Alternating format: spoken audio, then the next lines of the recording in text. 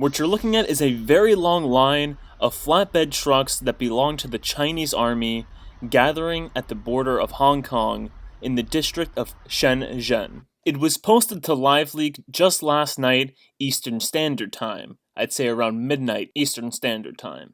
And its content, which is that the Chinese army is gathering at the border of Hong Kong, was confirmed by President Trump today around 1 p.m. Here is an article from Zero Hedge that is titled, "Trump Warns, Be Calm and Safe, Confirms China Moving Troops to Hong Kong Border." And here's a map that shows where Shenzhen is and where Hong Kong is. However, this video isn't about this story, it is about another story coming out of Hong Kong today that will most definitely tie into this story. And that other story is this story, titled, "Global Times Says Man Seized in Hong Kong Airport is a Reporter." Or as Zero Hedge moronically titled it, "Journalists from China's Global Times brutally arrested by Hong Kong airport protesters." Going back to Bloomberg's article, it says, "A man seized by protesters at Hong Kong's airport is a reporter," the editor-in-chief of China newspaper Global Times said in a tweet. So right there, it's just this editor-in-chief claiming that this guy is a reporter.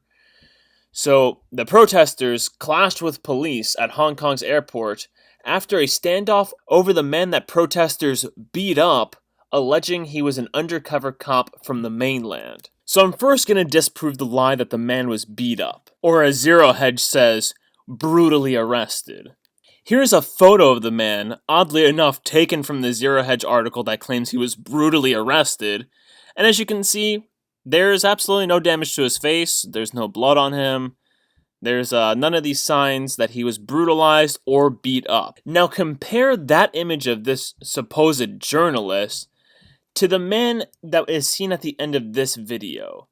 This video is on WorldStar. It is entitled, "Not Today, Hong Kong Protesters Turn the Tables on Triad Members After They Tried to Beat Them Up." And this is something that's actually going on there.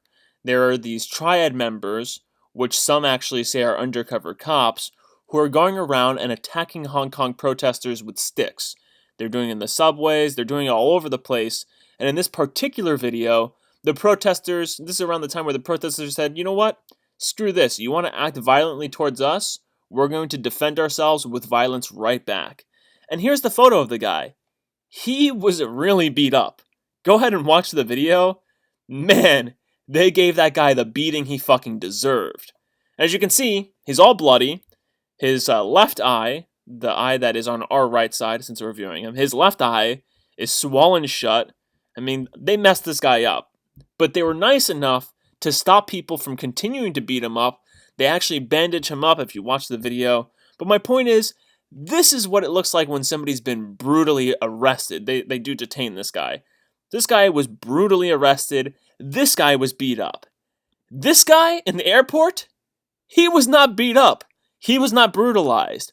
Look at his picture. He actually has a smirk on his face. He actually looks like somebody who knows, shit, I got caught. Now, what is this guy exactly? The protesters said that he was an undercover cop. And as you can see, he definitely can't be a journalist. It's not like these protesters are arresting journalists. There's journalists all around. This guy's got a camera. So clearly, these protesters are not going after random journalists. Clearly, these protesters went after this guy and detained him for a reason. And that reason is not being reported on. Instead, people are just lying, and blatantly obviously lying too, because as you can see in the picture, he has not been beat up. He's not been injured. It's not like they're arresting reporters randomly. There's a reason why they arrested this guy. But they are selling it this way. They're framing it in such a way that will now justify China using their army. And that's probably why this piece of shit is smirking. This is exactly what he wanted. This is exactly what the Chinese government probably wanted.